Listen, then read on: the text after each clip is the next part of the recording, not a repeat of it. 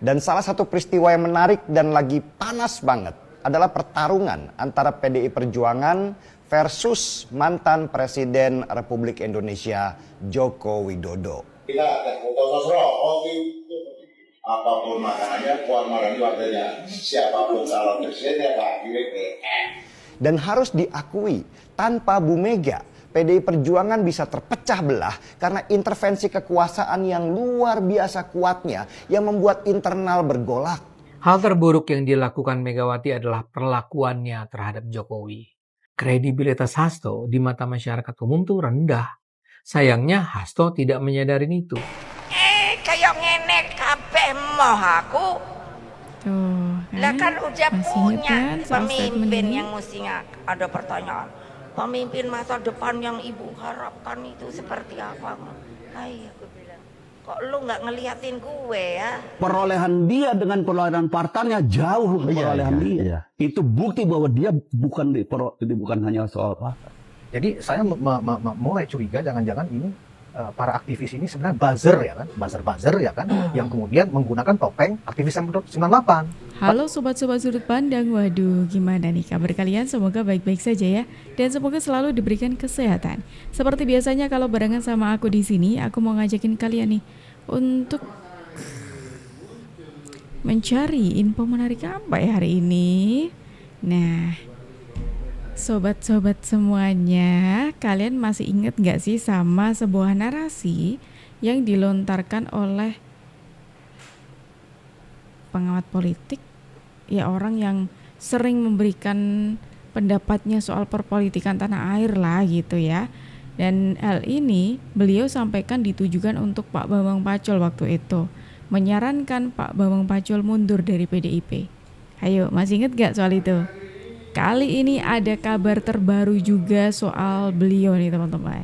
Yuk, mendingan langsung aja kita tonton videonya berikut ini. Situasi politik kita sedang panas-panasnya sekarang ini. Bukan lagi hangat, tetapi sudah panas.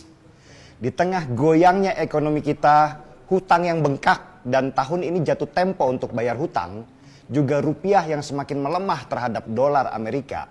Pemerintah kita justru tidak fokus menghadapi masalah ekonomi, tapi masih sibuk dengan dansa-dansa politik yang gak ada selesainya. Dan salah satu peristiwa yang menarik dan lagi panas banget adalah pertarungan antara PDI Perjuangan versus mantan Presiden Republik Indonesia Joko Widodo. Kita sama-sama tahulah kalau Jokowi adalah mantan kader PDI Perjuangan yang di ujung jalan akhirnya membelot dan malah berusaha menghancurkan bekas partainya dengan segala cara. Sejak isu Jokowi ingin menjabat 3 periode tetapi ditolak oleh Megawati, Ketua Umum PDI Perjuangan, serangan terhadap PDI Perjuangan itu semakin gencar dan keras. PDI Perjuangan sama sekali belum siap pada waktu itu menerima pengkhianatan Jokowi. Sehingga ketika diserang, mereka hanya bisa bertahan seadanya. Tetapi untungnya, partai ini pendukungnya masih tetap militan dan solid karena mereka masih tunduk pada Megawati Soekarno Putri sehingga mereka tidak bisa dipecah belah. Meski dihajar habis-habisan, PDI Perjuangan tetap menang pemilu 2024 meski jumlah kursinya turun di mana-mana. Belum selesai, sesudah Pilpres, posisi Hasto Kristianto, Sekjen PDI Perjuangan itu diincar. Melalui Komisi Pemberantasan Korupsi atau KPK, kasus lama Hasto dibongkar lagi. KPK di periode ini memang KPK bentukan pemerintahan Jokowi. Dan sepertinya mereka fokus pada kasusnya Hasto. Meski banyak sekali kasus besar yang gak tuntas. Seperti kasusnya Khofifah, Gubernur Jawa Timur. Dan kasus minyak goreng Airlangga Hartarto. Apalagi menuju April ini PDI Perjuangan berencana menyelenggarakan kongres untuk menentukan posisi ketua umumnya. Guncangan di dalam PDI Perjuangan semakin besar. Disinilah saya tertarik melihat langkah-langkah Megawati di dalam menangkis serangan-serangan yang diluncurkan oleh Jokowi. Kalau dulu saya memandang Jokowi dengan analogi langkah catur, rupanya sekarang muncul master catur yang sebenarnya, yaitu Megawati yang harus kita akui sebagai The Queen's Gambit. The Queen's Gambit ini merujuk pada film drama seri di Netflix tentang Ratu Catur yang selalu memulai pembukaan langkahnya dengan menjalankan ratu. Megawati ini sebenarnya sudah ingin pensiun dari politik. Akhirnya dia harus keluar kandang karena sekarang posisi partainya terancam. Seruan-seruan keras Megawati yang menantang Kapolri, menyindir keras Jokowi, rupanya membangkitkan kembali semangat militansi kader dan simpatisan PDI Perjuangan di seluruh Indonesia untuk menyatu kembali dan melawan serangan yang diarahkan kepada mereka. Di bulan Mei tahun 2024, PDI Perjuangan mengadakan Rakernas yang menghasilkan kesepakatan bulat. Megawati kembali direkomendasikan menjadi ketua umum lagi untuk periode 5 tahun mendatang. Kenapa PDI Perjuangan itu sangat butuh Megawati sekarang? Sebentar. Sebelum lanjut teman-teman ya, ada menarik nih. Bung Denny Siregar itu mengatakan kalau serangan kepada Pak Joko Widodo atau yang serangan dari Pak Joko Widodo itu justru membuat orang-orang di PDIP semakin bersatu untuk keutuhan PDIP, atau bisa dikatakan menyerang balik Pak Joko Widodo. Yang benar nih, PDIP bersatu sesolid itu atau kayak gimana nih? Coba kita lanjutin dulu aja teman-teman. Kita lanjutin videonya, kita dengerin bagaimana statementnya sampai akhir dulu. Di bulan Mei tahun 2024, PDI Perjuangan mengadakan Rakernas yang menghasilkan kesepakatan bulat. Megawati kembali direkomendasikan menjadi ketua umum lagi untuk periode 5 tahun mendatang. Kenapa PDI Perjuangan itu sangat butuh Megawati sekarang? Ya karena hanya Megawati lah yang merekatkan simpul-simpul kader di partai. Dan harus diakui, tanpa Bu Mega, PDI Perjuangan bisa terpecah belah karena intervensi kekuasaan yang luar biasa kuatnya yang membuat internal bergolak. Dan peran sentral Bu Mega sebagai nahkoda itu sangat diperlukan di tengah badai yang kuat yang menerjang. Dan akhirnya diputuskanlah dengan penuh keberanian. Para pengkhianat itu ditendang keluar.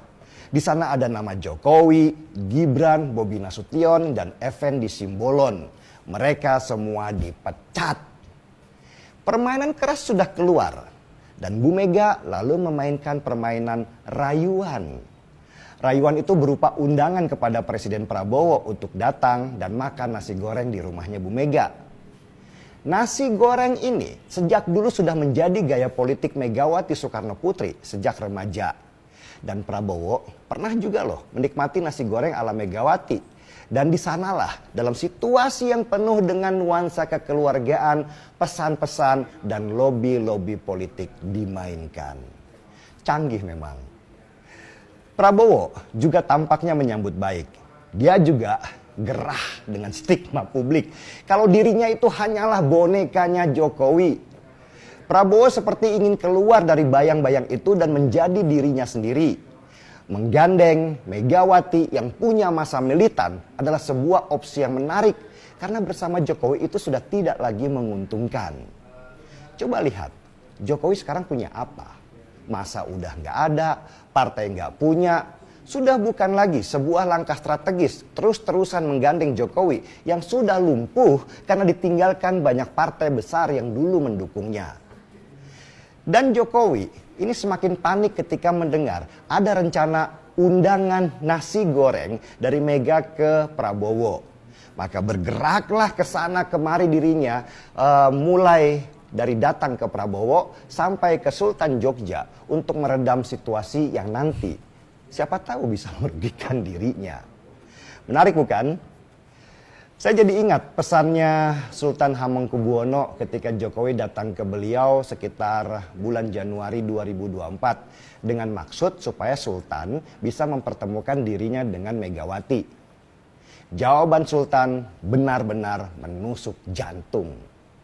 Kata Sultan kepada Jokowi, "Jangan sakiti Megawati. Anda boleh lakukan apa saja, tetapi jangan pernah sakiti Megawati." Dia putri proklamator dan tanpa ayahnya Indonesia ini tidak akan pernah ada. Setelah kemarin mengusulkan Pak Bambang Pacul untuk mundur di balik kekalahannya dikarenakan PDIP kalah gitu ya, apalagi di kandang banteng di Jawa Tengah, terus sekarang menyerangnya ke Pak Joko Widodo, mengungkit hal-hal yang sudah berlalu cukup lama ya, seperti 3 periode, terus kemudian Pak Jokowi yang katanya ketemu sama Sultan Solo seperti itu ya, Sultan Jogja gitu, dan lain sebagainya. Pokoknya banyak lah tadi yang disinggung oleh Bung Denny Siregar, intinya menyudutkan Pak Joko Widodo. Tapi yang cukup menarik seperti yang tadi sudah aku sempat singgung ya, ini statementnya Bung Denny Siregar mengatakan kalau serangannya Pak Jokowi ini justru mempererat hubungan antara PDIP. Beneran nih? Serius? Bukannya ada isu soal kertakan ya? Perpecahan PDIP, kubu Puan versus Hasto, dendam yang terpendam sejak lama. Perpecahan antara PDIP kubu Puan Maharani dan PDIP kubu Hasto Kristianto ternyata sudah berlangsung setidaknya sejak 3 tahun lalu. Denny Siregar yang berperan sebagai corong suara Hasto Kristianto tegas menyebut bahwa Bambang Pacul merupakan orang dekat dan orang kepercayaan Puan Maharani. Bambang Pacul adalah orang dekat dan orang kepercayaan dari Puan Maharani. Saat itu, Bambang Pacul menginginkan agar Puan Maharani maju sebagai calon wakil presiden yang diusung PDIP. Seperti iklan teh botol sosro, siapapun calon presidennya, maka Puan Maharani adalah wakil presidennya. Kita ada foto sosro, apapun makanannya, Puan Maharani wakilnya, siapapun calon presidennya Pak GWP. Pernyataan Bambang Pacul itu direspon oleh PDIP kubu Hasto dan kawan-kawan melalui Denny Siregar yang menyebut bahwa ada usaha dari sebagian internal PDIP yang ingin menyingkirkan Ganjar Pranowo. PDIP kubu Hasto bersikukuh agar Ganjar Pranowo maju capres diusung PDIP.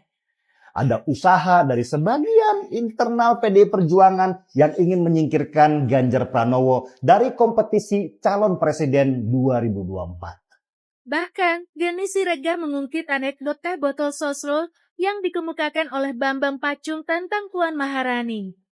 Buat Bambang Pacul, Puan adalah teh botol sosro yang terkenal dengan iklannya. Apapun makanannya, minumnya, teh botol sosro.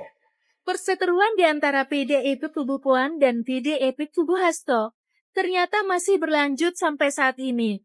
Kedua kubu itu sedang bersaing ketat dalam perebutan singgasana posisi strategis dalam Munas PDIP tahun 2025, termasuk berusaha mendapat simpati dari Ketum PDIP Megawati Soekarnoputri. Nah kan gimana nih kalau menurut kalian teman-teman? Bung Denny Siregar tadi menarik sekali menyudutkan Pak Jokowi, mengatakan apapun soal Pak Jokowi, serangannya Pak Jokowi ataupun pengikutnya Pak Jokowi, katanya itu membuat PDIP semakin erat, katanya seperti itu. Emang beneran Pak Jokowi itu menyerang PDIP? Bukannya sebaliknya ya gitu. Bukannya selama ini PDIP sering menyakiti hatinya Pak Jokowi? Karena tadi disebutkan tuh katanya Pak Jokowi itu menyakiti hatinya Ibu Mega. Menyakiti dari segi mananya dulu gitu loh. Terus apalagi soal kubu tadi ya, katanya bersatu solid semakin solid. Solid apanya? Orang beberapa waktu belakangan ini banyak isu soal keretakan. Hal terburuk yang dilakukan Megawati adalah perlakuannya terhadap Jokowi. Masyarakat tahu bahwa perintah pembatalan acara Piala Dunia Junior di Indonesia tahun lalu terjadi karena perintah Mega. Masyarakat juga tahu bagaimana Mega dengan sengaja tidak melibatkan Jokowi dalam proses pemilihan Ganjar sebagai capres. Masalah terbesarnya, Jokowi adalah presiden yang dicintai rakyat. Dia barangkali bukan pemimpin yang jago berpidato di depan rakyat seperti ayah Megawati, Bung Karno misalnya. Sebagai presiden, dia mungkin tidak nampak berwibawa. Postur tubuhnya juga tidak gagah. Tapi pikirannya, kebijakannya, sikapnya sangat menawan hati rakyat. Jokowi bisa saja menjadi sasaran kebencian dan kebohongan, tapi segenap serangan itu justru semakin meningkatkan kecintaan masyarakat terhadap Jokowi. Jokowi dipercaya sebagai presiden yang mencintai rakyatnya. Jokowi dipercaya sebagai presiden yang sungguh-sungguh berusaha mensejahterakan rakyatnya. Jadi, Jokowi adalah orang baik yang dicintai rakyat. Tapi orang ini malah dirujak habis oleh orang-orang PDIP. Bukan hanya Mega yang merendahkan dia, tapi juga ada banyak pimpinan dan tokoh PDIP yang tanpa malu-malu melakukannya. Sampai menjelang pilkada berlangsung, pimpinan PDIP masih merasa perlu menyerang dan bahkan memfitnah Jokowi. Hasto Kristianto misalnya muncul dalam podcast Akbar Faisal. Di sana dia diminta mengomentari cerita dari Koni Bakri yang menyatakan Hasto dalam waktu dekat akan ditersangkakan atas dasar tuduhan yang mengada-ada. Hasto menjawab dengan menuduh Jokowi marah karena dia mengkritik sang mantan presiden, termasuk di dalam disertasinya. Jokowi menurut Hasto memiliki ambisi kekuasaan dan ingin menempatkan keluarganya di posisi-posisi politik strategis. Tapi dengan gagah Hasto mengatakan dia tidak takut. Dia bilang kalau di masa lalu para tokoh PNI digantung dengan tersenyum, dia pun akan melakukan hal serupa sekarang.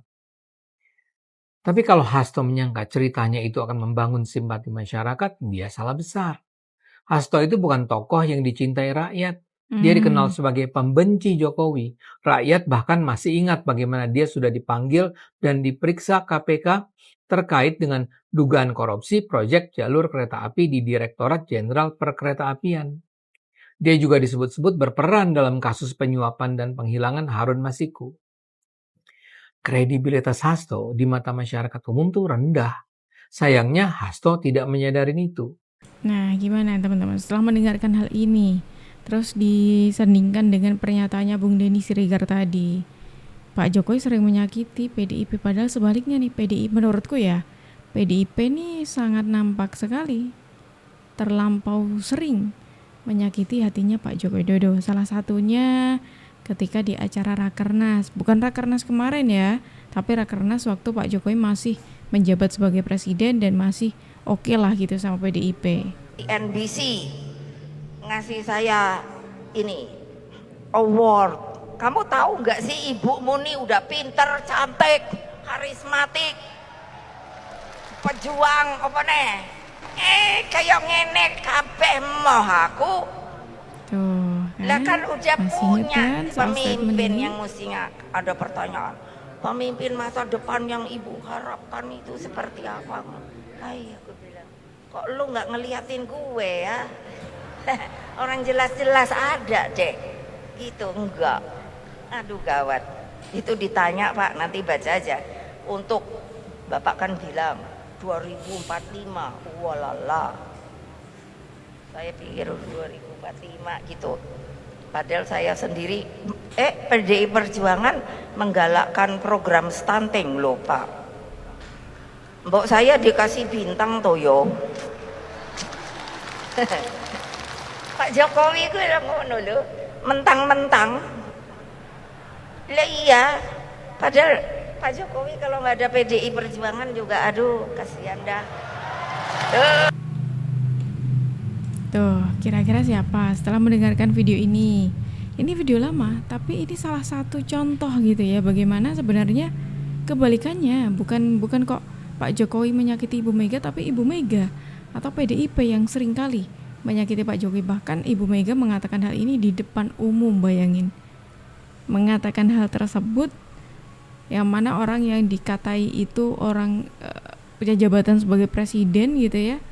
Gimana perasaannya? Ibu Megawati kalau dibandingkan dengan Pak Jokowi jauh ya. Kita lihat ya Bu Megawati belum pernah dipilih rakyat. Betul, belum pernah.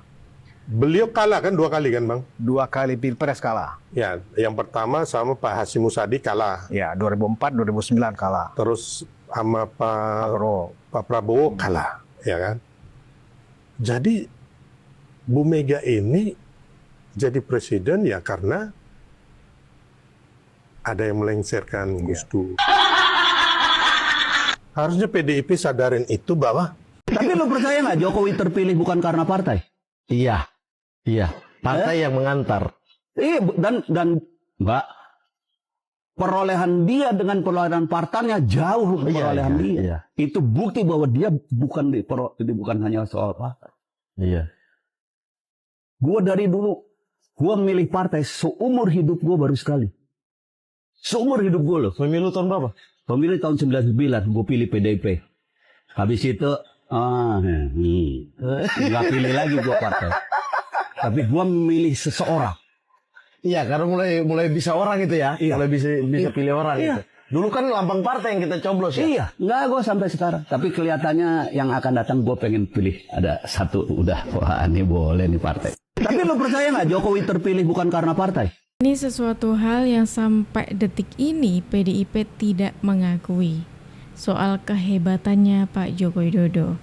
Karena sampai detik ini ketika disinggung Pak Jokowi itu juga punya andil gitu ya di balik besarnya PDIP sampai detik ini. Tidak, PDIP tidak mengakui hal itu. Katanya PDIP ini sudah melewati asam garam perpolitikan tanah air, sudah melewati Orde Baru, sudah berjuang di Orde Baru dan lain sebagainya. Banyaklah narasi-narasi yang mereka kembangkan gitu. Bahkan ada juga tuh ya yang dulunya aktivis 98 itu bersuara yang saat ini ada di PDIP gitu ya, juga bersuara bagaimana kerasnya dulu PDIP memperjuangkan hak rakyat kayak gitu. Tapi lihat dong sekarang. Lihat ketika Pak Jokowi sudah tidak bersama PDIP, agak nyungsep dikit gitu. Atau nyungsep banyak kira-kira. Jadi saya mulai curiga jangan-jangan ini para aktivis ini sebenarnya buzzer ya kan, buzzer ya kan, yang kemudian menggunakan topeng aktivis 98. Padahal kan nggak lebih dari buzzer juga, kerjanya berkicau, nyinyir, tidak pernah melakukan riset, tidak pernah juga melakukan pendampingan kepada masyarakat, ya kan? Lebih kepada buzzer ya, apa bedanya dengan orang-orang yang menjadi buzzer yang memang bukan pernah mengaku sebagai aktivis 98, begitu kayak gimana? Saya suka malu sendiri aja sih Bang sebenarnya ya, karena biar bagaimanapun saya ini aktivis Bang. Ya, tapi saya merasa saya tuh nggak pernah ngomong berdasarkan money, nggak pernah Bang. Boleh cek deh. Terus ada orang bilang wah ini si Irma Suryani ini ternaknya Mulyono. Ya. Saya bilang saya jawabnya santai aja Bang. Alhamdulillah masih anaknya manusia. Mulyono kan manusia. Daripada anak onta dengan anak banteng. Ya kan? Berarti kalau dia disebut anak onta, dia disebut anak banteng berarti kan anak binatang. Betul. Kalau saya masih disebut anak Mulyono berarti anak manusia. Masih merasa terhormat saya gitu. Saya menyampaikan atau meluruskan semua berita-berita karena saya paham. Betul. Saya nggak mau bicara kalau saya nggak paham. Contoh misalnya, ketika misalnya si presiden akal sesat itu selalu ya mencaci maki Jokowi misalnya begitu. Saya pernah ngomong berkali-kali kan sama abang juga pernah. Saya tanya kok sama beliau, kenapa sih nggak dijawab? Kan gitu. Beliau bilang, nggak perlu, Bu Irma aja itu, nggak penting untuk saya. Gitu. Saya kerja aja gitu. Masa itu aja masih nggak malu gitu loh? Nggak pernah digubris. Apapun omongannya mau dibilang tolol, dungu, bangsat, nah nggak pernah digubris gitu. Tapi terus dihajar habis gitu. Dan masyarakat tahu. Masyarakat bisa menilai ini manusia seperti apa sih gitu. Ya, ini demokrasi seperti apa? Kalau bisa membajingan-bajinganin orang karena dia seorang filsafat gitu ya, seorang bisa dibilang pakar filsafat lah gitu ya, menurut dia gitu ya. Kemudian dia bisa ngomong, saya nggak bicara dia sebagai manusia, dia bicara sebagai presiden tai kucing dulu lah. Ya kan? Dia presiden dan dia juga manusia, nggak bisa dipisahin. Apakah dia presiden, dia sebagai posisi dia sebagai presiden atau sebagai manusia, nggak bisa dipisahin. Terus lu bisa anjing-anjingin, lu bisa bajingan-bajinganin. Lu sendiri siapa? Apa yang udah lu lakukan untuk bangsa ini? Karena Pak Jokowi terlalu baik kali ya. Oke, itu respon dari Bu Irma yang menanggapi bagaimana orang-orang yang menyerang buzzer-buzzer politik ya, yang menyerang Pak Joko Widodo gitu ya. Bahkan ketika Pak Joko Widodo ini sudah diem aja, terus tidak pernah merespon, kok ya nggak tahu malu gitu loh, kata Bu Irma itu. Keren, menarik sekali. Gimana kalau menurut pendapat dari sobat-sobat semuanya? Langsung aja tulis pendapat kalian di kolom komentar. Dan terima kasih sudah menemani aku dari awal sampai akhir. Aku Jup pamit undur diri. Sampai jumpa dan terima kasih.